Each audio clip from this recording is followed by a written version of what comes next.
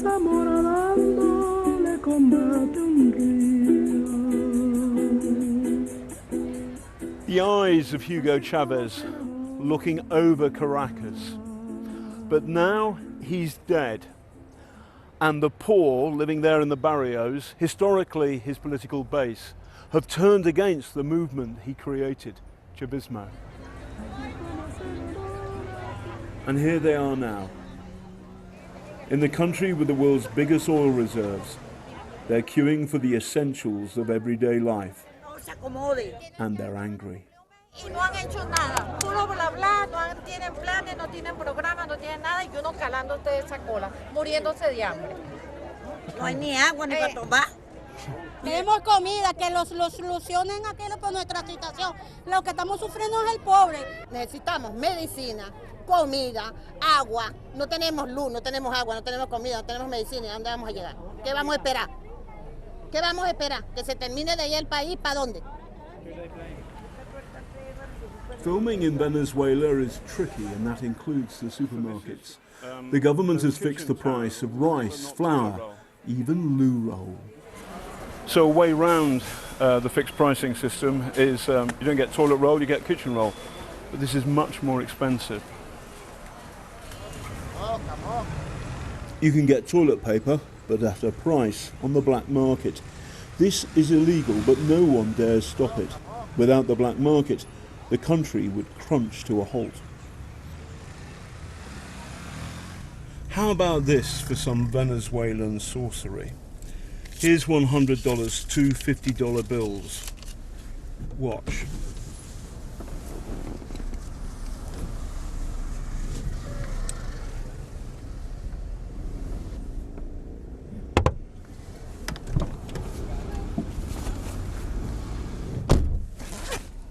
So what we got? Hey presto. 1, 2, 3, 4, 5, 6, 7, 8, 9, 10. 100,000 bolivars. Now, if you change the $100 at the official rate, you just get 2 wads, 20,000 bolivars. So, not surprisingly, people change at the black market, and that means the government has lost control of the economy. But that's not how the ruling party sees it. Y estamos ocupados en solventar la actual situación económica difícil que vive nuestra población venezolana. Pero aquí es importante señalar que a lo largo de los años de la Revolución Bolivariana nosotros hemos sido atacados incesantemente. Entonces el ataque a la economía real, donde tenemos estructuras oligopólicas que tienen posición de dominio en el mercado, buscaron la manera de ahorcarnos y asfixiarnos, disminuyendo de manera voluntaria su capacidad de producción.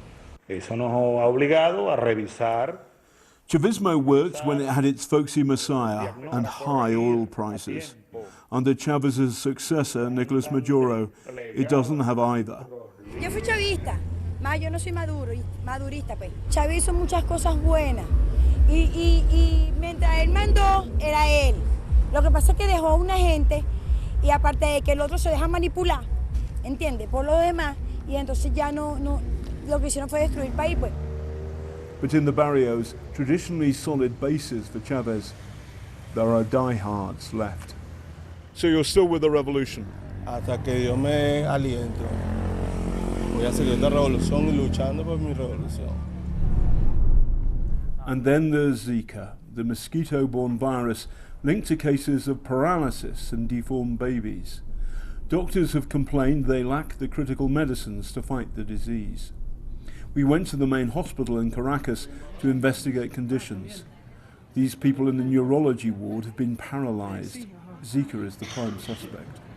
So we're from the BBC. I just want to ask a few questions.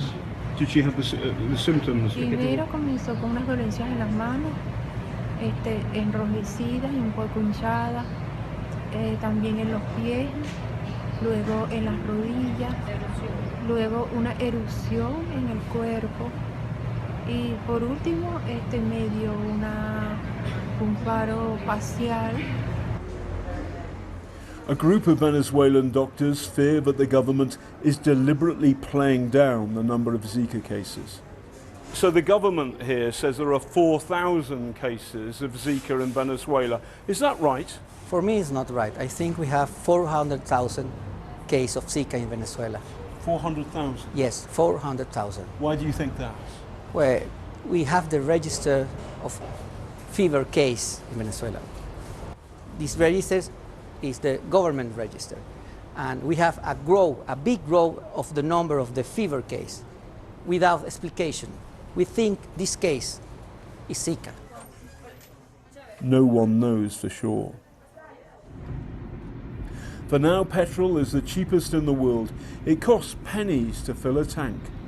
The government has to find $10 billion for debt repayments later this year, but seems afraid to lift petrol prices for fear of triggering something like this. Venezuela's worst riots in 30 years.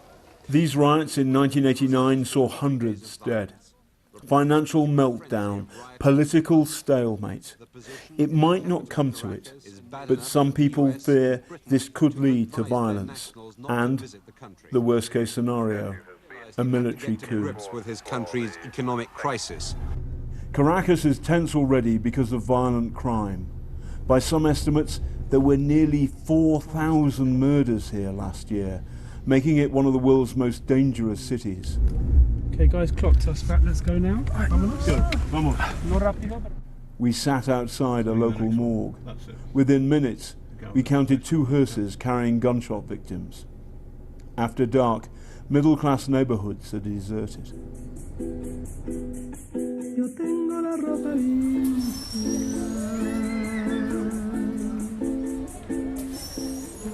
For now, life goes on, and for some it's full of fun.